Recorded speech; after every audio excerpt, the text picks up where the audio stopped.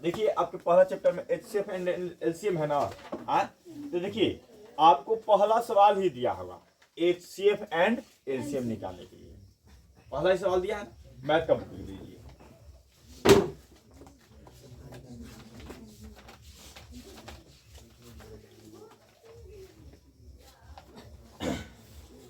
देखिए पहले है आपका क्या चीज,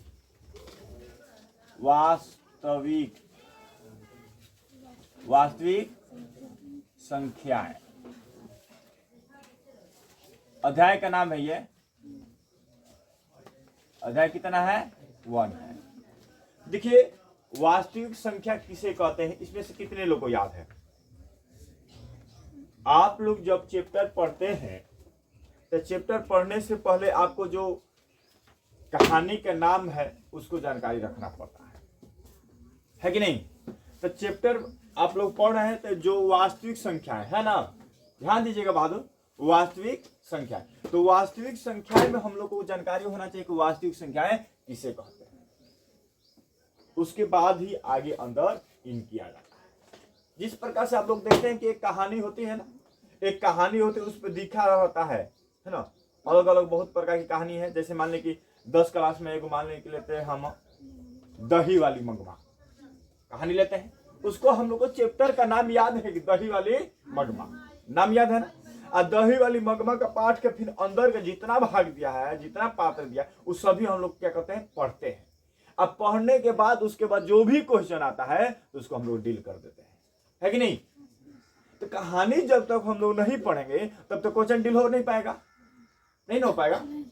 और वही कहानी जब पढ़ लेते हैं, कंठस्थ आपको पढ़ा देते हैं, आप लोगों को पढ़ा दिए हैं, अब पढ़ा दिए उसमें से पूछ सकते हैं तो फटाक से बता सकेंगे। उसमें पूछ देंगे कि दही वाली मंगमा का किस बात के लेके विवाद पोतों के साथ होता था, तब पोते के लिए सिंपल सी बात फटाक से बताएंगे। उससे कौन पैसा हड़पना चाहता था? रंपा नाम का एक व्यक्ति जो जुगाड़ी था कि नहीं? तो देखिए पढ़े हैं तो उसको एकदम कंठस्थ आपके दिमाग में याद हो गया, और जब नहीं पढ़े रहेंगे याद नहीं हो सकता।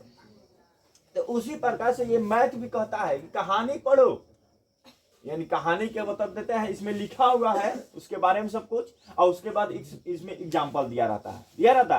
तो इस प्रकार से क्या कहता है कि पढ़ लीजिए उसको, आप समझिए, नहीं समझ में आ रहा है फिर अपने गुरुजी के पास जाइए और फिर उस चीज को समझने की कोशिश किया जाए, क्योंकि गुरुजी आपके स्पेशल एक एक नहीं बताएंगे, एक नहीं बताएंगे ना। गुरुजी तो चल रहे हैं, लाइन से चलते जा रहे हैं और चलते जा रहे हैं, उसमें जो आपको डाउट हो रहा है खड़ा होइए निश्चिंत, उसके लिए आप आजाद है कि नहीं?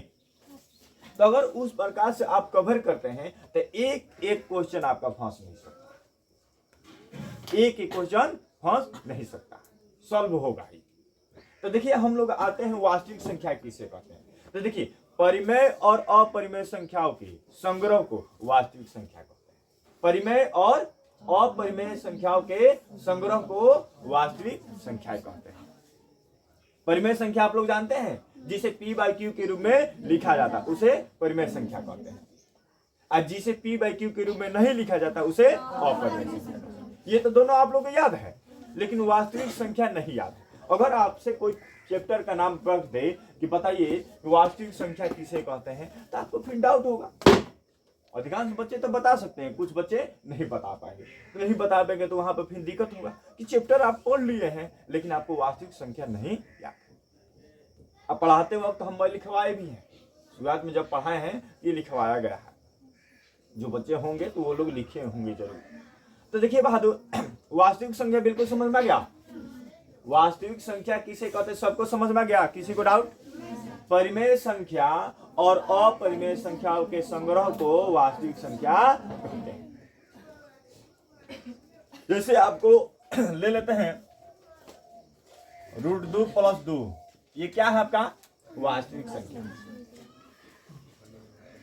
√2 भी आपका वास्तविक संख्या है और परिमेय संख्या है। समझ में आया?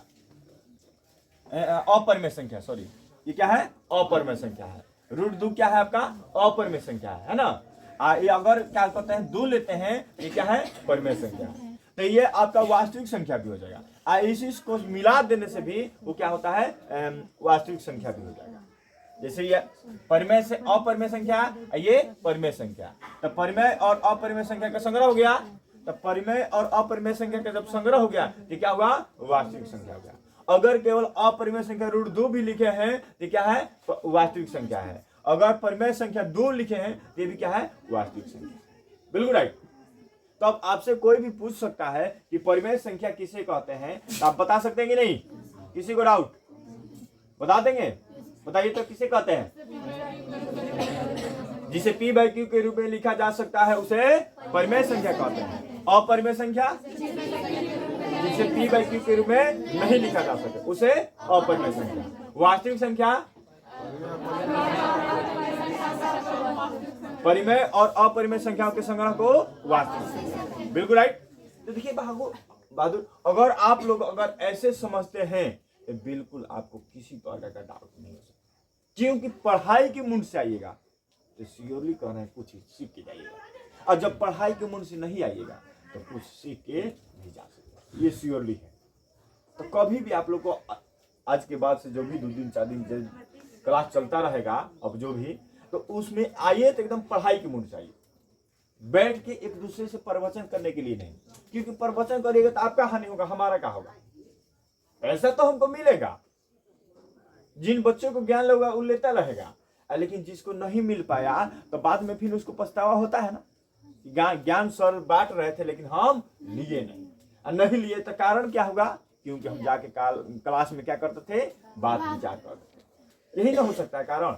अगर आप सही ढंग से यहाँ पर हमारे बातों को समझते हैं, जानते हैं, तो आपको किसी प्रकार की कठिनाई नहीं होगी। और श्योरली कह रहे हैं कि आपको जो सवाल पढ़ते हैं वो आपके दिमाग को तक जाएगा। तो देखिए बात, ये वास्तविक संख्या बिल्कुल समझ में आ गया किसी को?